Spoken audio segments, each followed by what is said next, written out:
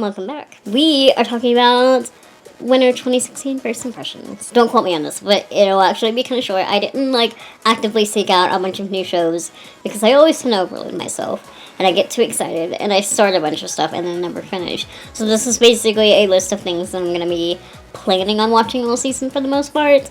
Hopefully that ends up happening. I didn't pick a lot for that reason, so hopefully this is a manageable list.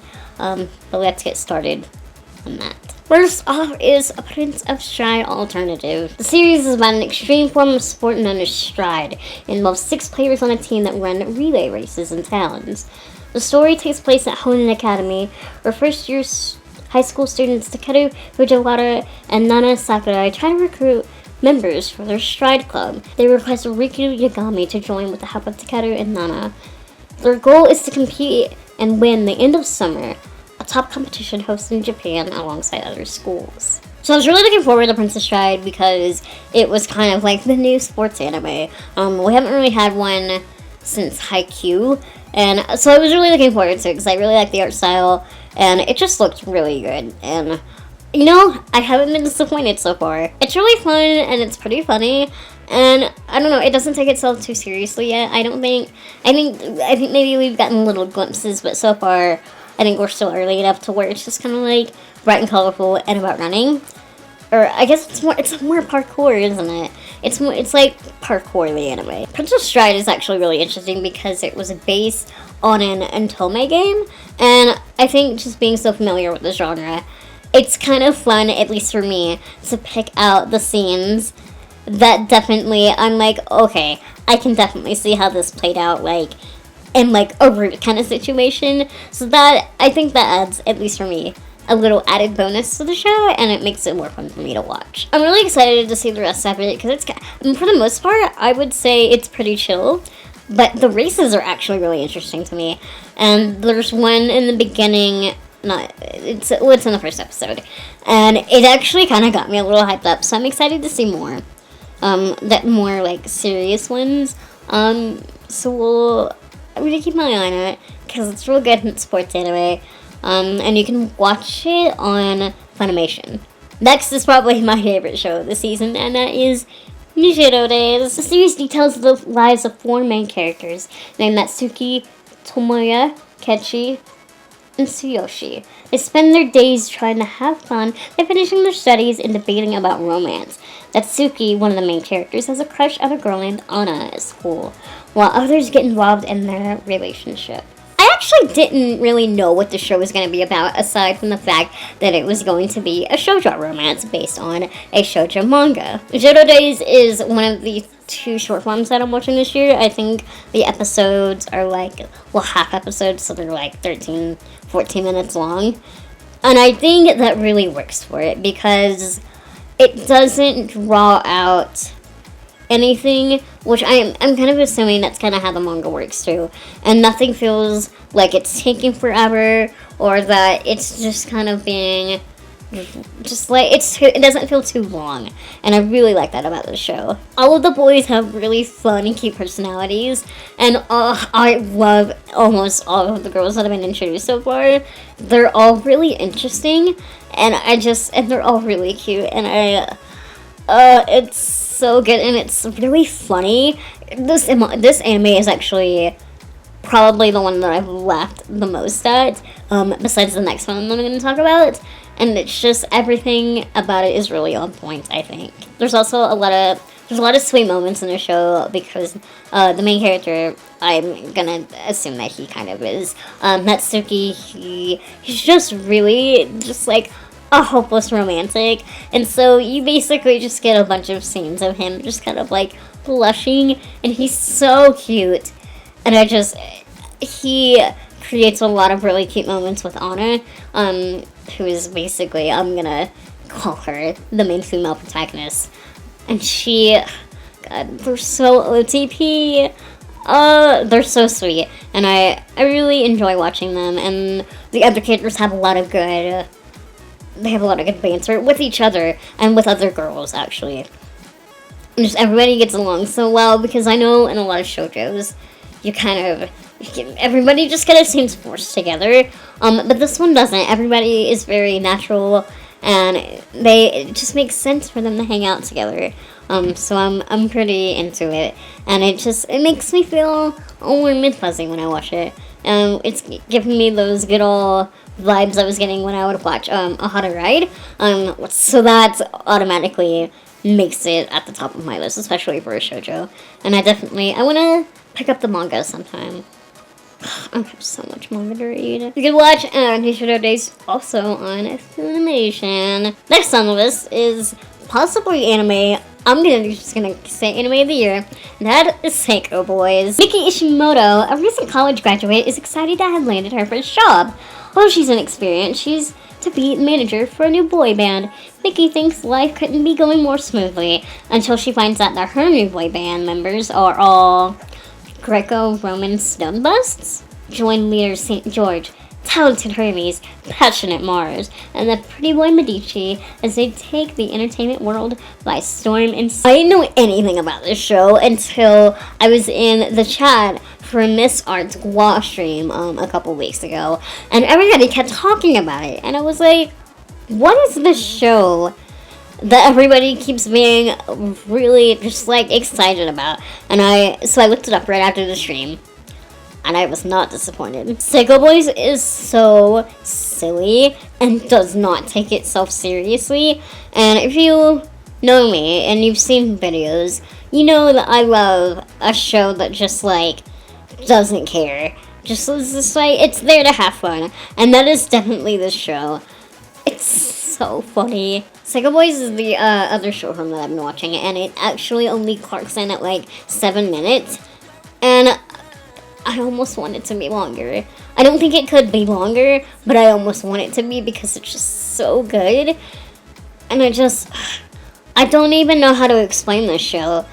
I feel like, look, you just need to watch it. Like, put it on while you're making dinner or you're doing homework. Just have it on because it won't take you very long to watch it, and you just have to experience it. And you're gonna experience it on Crunchyroll, and I just go do it. Just do it for me. It'll change your life. So for the next 2 shows, I'm actually still kind of on the fence about these, but I'm definitely going to try and stick with them, because I think they're good and they have a lot of good qualities, but there's things about them that I have problems with. And the first one that we're going to talk about is Myriad Colors Phantom World. In the near future, spirits and monsters are in full sight. A boy leads a group of people with special abilities as they plot against a massive organization that takes advantage of a certain incident and eventually know the truth about their world in the process. Is the world the real thing, or is it a mere phantom? So anytime I have talked about this show with somebody or I've referenced it, I've just called it the KyoAni Booby Show, and I feel like that should say a lot about it. If you have seen the gif of the blonde girl, bouncing her boobs under the, limbo stick, that is the show. This show is actually, it's very interesting once you get past all of that. I think the plot and the characters are really good. I think the plot has a lot of potential to be, like, really, really good. I hate to say this, especially for a KyoAni show, but it's decent. It's not bad. The art is really good. Of course it is because it's KyoAni. It's just, the fan service is so it doesn't add anything. There's no reason for any of it to occur. Like, the main girl, Mai, there's no reason. They actively made the choice, and it doesn't add to anything where she fuels herself up as part of her, like, magical whatever. It's distracting, if anything, and I'm hoping that at some point maybe they just fade the fan service to the background. It's not overwhelming, but it doesn't need to be there. I don't care for it. And I guess any other time, I wouldn't care as much. And I don't know. It's not needed in this kind of show especially. I just think it could be without. That's my only problem with the show. But I like it so far. Besides the weird booby thing, And there's other weird fan service in it that doesn't need to be happening, but whatever. Whatever, you can watch this booby show on Crunchyroll if you want to. So the last one I'm going to talk about is really interesting because not only is it an anime this season that's not being streamed, but it's also a movie that is basically the TV show. And it's Ajin. Ajin are humans that cannot die. 17 years ago, they first appeared on a battlefield in Africa. From then on, more of their kind are discovered within the human society.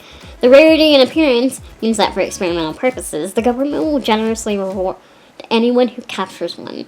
In present day, for what a certain high school student expects to be a typical summer day, his life is about to turn unexpected. So, like the Keone show, Ajin's not bad. It's not... The characters are good. I really like them. The plot is really interesting.